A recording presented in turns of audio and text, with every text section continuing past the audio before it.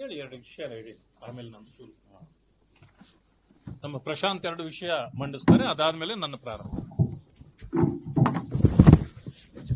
GST notice ಸಂಬಂಧಪಟ್ಟಂಗೆ ಒಂದು important ಮಾಹಿತಿ ಅಂತ ಹೇಳಿದ್ರೆ, ಕೆಲವು ಐಟಮ್ಗಳ ಮೇಲೆ GSTನೇ ಇಲ್ಲ. ಹಣ್ಣು, ಹೂವು, ಹಾಲು, ತರಕಾರಿ, ಆಮೇಲೆ ಮಾಂಸ, ಪನ್ನೀರು, ಬಳೆ, ಇತರ ಒಂದು ಸಾಕಷ್ಟು ಐಟಮ್ಗಳಿದೆ. ಅದ್ರ ಮೇಲೆ GSTನೇ ಬರಲ್ಲ. ಅದರಲ್ಲಿ ನೀವು 10 ಕೋಟಿ ವ್ಯಾಪಾರ ಮಾಡಿದ್ರು ಈ ಎಕ್ಸಾಮ್ಟ್ ಐಟಮ್ಸ್ ಅಲ್ಲಿ ರಿಜಿಸ್ಟ್ರೇಷನ್ ಕೂಡ ಕಡ್ಡಾಯ ಇಲ್ಲ.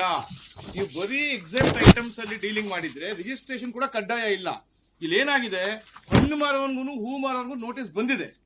KR ಮಾರ್ಕೆಟ್ ಅಲ್ಲಿ ಬೆಳಿಗ್ಗೆ 4 ಗಂಟೆಗೆ ಹೋಗೋನು ಹೂವು ಪರ್ಚೇಸ್ ಮಾಡಿ ವಾಪಸ್ ಬಂದು ಹೂವು ಮಾರ್ತಾನೆ ಮನೆಗೆ ಹೋಗಿ QR ಕೋಡ್ ಮುಖಾಂತರ, ಅವನಿಗೂ ನೋಟಿಸ್ ಬಂದಿದೆ. ಇನ್ನೊಂದು GST ಕಾಯ್ದೆಯಲ್ಲಿ ಈ ತರ ಥರ್ಡ್ ಪಾರ್ಟಿ ಇನ್ಫಾರ್ಮೇಶನ್ ಇಟ್ಕೊಂಡು ನೋಟಿಸ್ ಕೊಡೋಂಗಿಲ್ಲ. ಇದು ಕಾನೂನಿಗೆ ವಿರುದ್ಧವಾಗಿದೆ.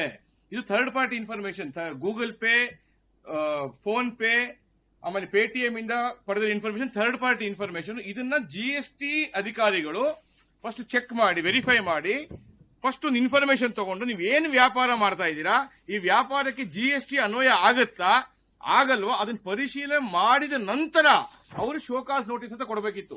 ಇದು ಯಾವುದೇ ಕ್ರಮಗಳನ್ನು ರಾಜ್ಯ GST ಘಟಕ ಮಾಡಿಲ್ಲ. ಇದಕ್ಕೆ ಈ 14,000 ನೋಟಿಸ್ ಯಾವ್ದು ಕೊಟ್ಟಿದಾರಲ್ಲ, ಇದೆಲ್ಲಾನು ಅಗೇನ್ಸ್ಟ್ ದಿ ಲಾ ಅಂತ ಹೇಳ್ಬೋದು, ಅಗೇನ್ಸ್ಟ್ ದಿ ಕಾನ್ಸ್ಟಿಟ್ಯೂಷನ್. ಇದು ಒಂದು ಮಾಹಿತಿಗಾಗಿ ಅದರ ಪಟ್ಟಿ ಇಲ್ಲಿದೆ, ಆ ಪಟ್ಟಿಯನ್ನ ಆಮೇಲೆ ನಿಮಗೆ ಕೊಡ್ತಾರೆ.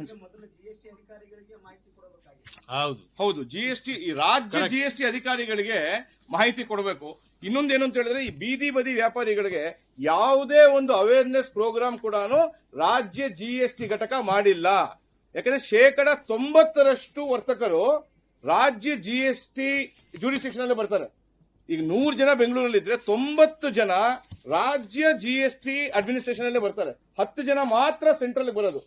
ಸೊ ಈ 90 ಜನಕ್ಕೆ ಯಾವುದೇ ಒಂದು ಅವೇರ್ನೆಸ್ ಪ್ರೋಗ್ರಾಮು ಮಾಡಿಲ್ಲ ರಾಜ್ಯ GST ಅವರು.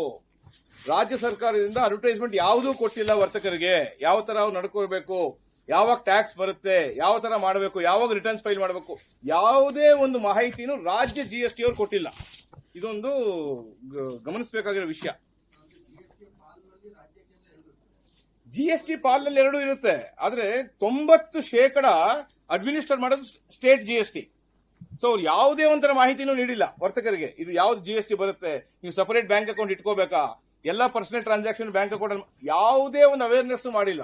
ಸೊ 90% ರಾಜ್ಯ ಸರ್ಕಾರ ಅಡ್ಮಿನಿಸ್ಟ್ರೇಟ್ ಮಾಡಬೇಕಾದ್ರೆ ಅವ್ರ ಜವಾಬ್ದಾರಿ ಇರುತ್ತದು ವರ್ತಕರಿಗೆ ತಿಳಿಸ್ಕೊಡೋದು. ಅದು ಮಾಡಿಲ್ಲ ಅಂತ ಹೇಳ್ತಾ ಇದೀವಿ. ಖಂಡಿತ ಸಪರೇಟ್ ಇರ್ತಾರೆ. State GST staff separate, central GST staff separate. ಅವ್ರ ಕಮಿಷನರ್ ಡಿಫರೆಂಟ್, ಅಡಿಷನಲ್ ಕಮಿಷನರ್, ಅವ್ರ ಡೈರೆಕ್ಟರೇಟೇ ಬೇರೆ. ಸ್ಟೇಟ್ GST ಆಫೀಸರ್ಸ್ ಬೇರೆ, ಸೆಂಟ್ರಲ್ GST ಆಫೀಸರ್ಸ್ ಬೇರೆ. ಸ್ಟೇಟ್ GST ಆಫೀಸರ್ಸ್ ಪ್ರತಿಯೊಂದು ನೋಟಿಸು ಕನ್ನಡದಲ್ಲೇ ಕೊಡ್ತಾರೆ. ಆ ಇಲಾಖೆಗಳಿಗೆ ಸಂಬಂಧಪಟ್ಟಂಗೆ ಆ ಝೋನ್ ವೈಸ್ ಡಿವೈಡ್ ಮಾಡಿ ಆ ರೀತಿಯಲ್ಲೇ